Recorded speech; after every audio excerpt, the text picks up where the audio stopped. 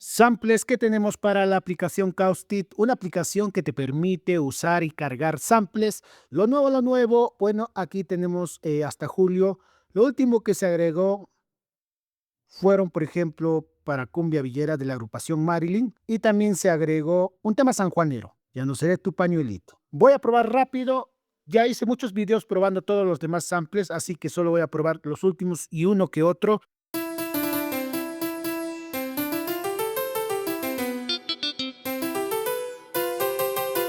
Este piano de la Roland XP10. Ya saben que se puede conectar a tu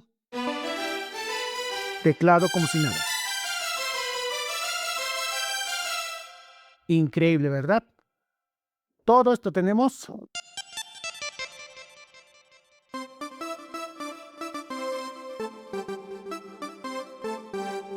Interesante.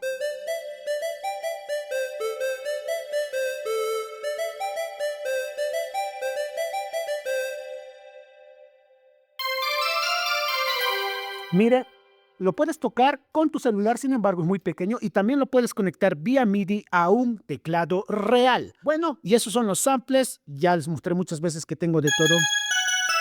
De todo, de todo. Cumbia sureña, huayno, etcétera, etcétera. Todo lo hemos probado. Cumbia norteña también. Bueno, chicos, aprovechen la oferta. Les voy a hacer ver la lista para acabar.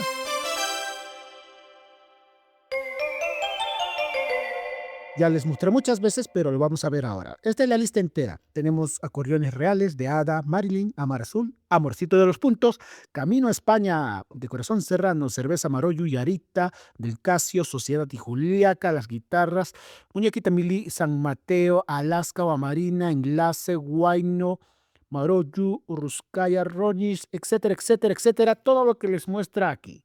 Aprovechen que está en oferta. Soy Brian Guayetuma de Music Guayetuma y ya saben, si quieren saber cómo crear estos samples ustedes mismos, entren a las redes sociales que subo muchos tutoriales. Saludos.